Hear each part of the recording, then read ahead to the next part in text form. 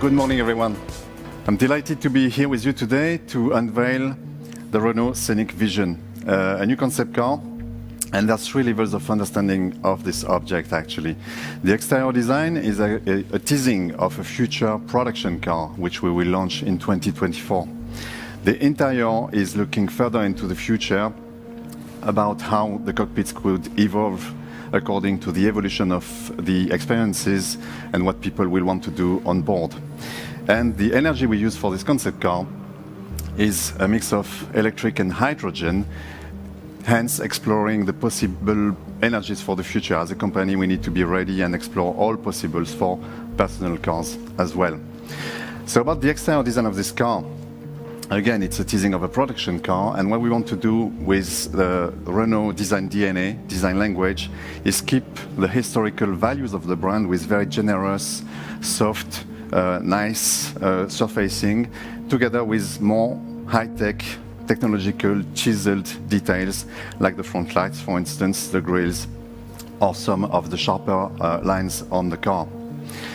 About the interior, what's interesting beyond the architecture and the aesthetics of the interior is the approach we had on three topics: sustainable, safe, and inclusive mobility. So let's step into the car and discuss and detail all those notions. First, we were looking at recycled and recyclable materials. Of course, we push that as hard as we can, and there's 70% recycled materials in this concept car. Even 100 if I just look at what I can see from there. The seats, for example, what you want to do is push even one step further the recyclability of things. You want to anticipate that it's going to be easy to do. And the seat, for instance, the foam, the fabric, and even the stitching is made of the same material, polyester, so it's much easier to recycle than if it was different, various materials. The pigments we use on this car, actually it's a very black and white car, as you can see, and we use a black pigment coming from the extraction of CO2 in the atmosphere. It creates a dark grey powder that we use for this, but other than this, there's no pigments whatsoever. Of course, we didn't want just a black and white car, so we created color in the screens, in the ambient lighting, and in those amazing pieces in the door panels and in the dashboard, which diffract light to create color. So you have those nice gradients of colors inside the car, but all this free of any pigment and all the chemicals that go with it.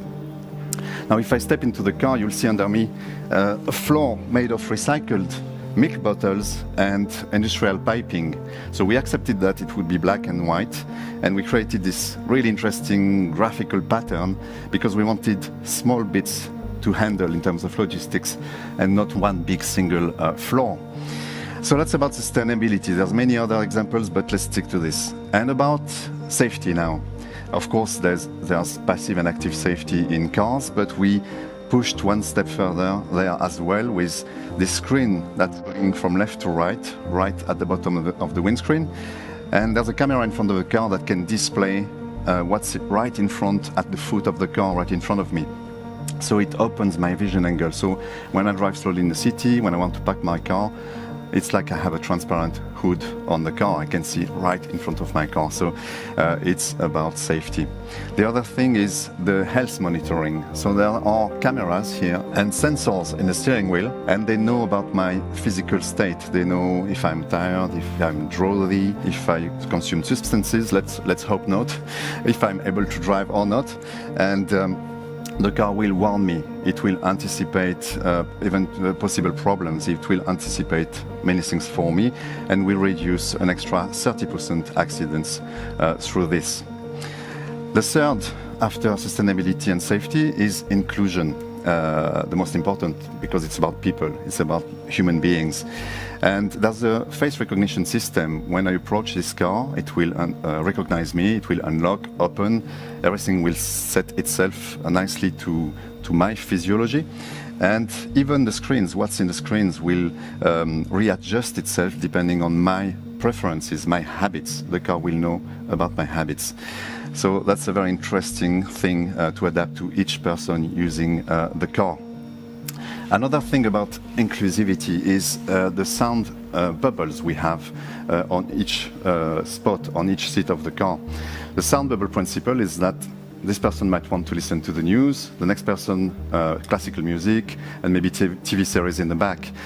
And everyone will listen to exactly what they want without interference. That's one way to use it. The other is about communication inside the car. If I'm sitting in front and I want to talk to my kids in the back, it's hard to listen, it's hard to hear. I will turn around and I will put myself in danger already.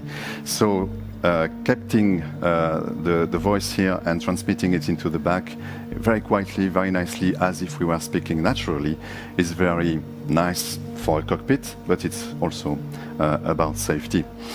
So that's about safety, inclusivity, and sustainability. What's really interesting about this concept car beyond all this is how much this thinking, those concepts, those innovations actually influenced the design or the aesthetics of the car, and that's a strong sign of our times. Creativity is not just intuitive, it's not just a thing that designers do on the table, it's about the thinking influencing the very aesthetics of things, and that's what makes this concept car very powerful.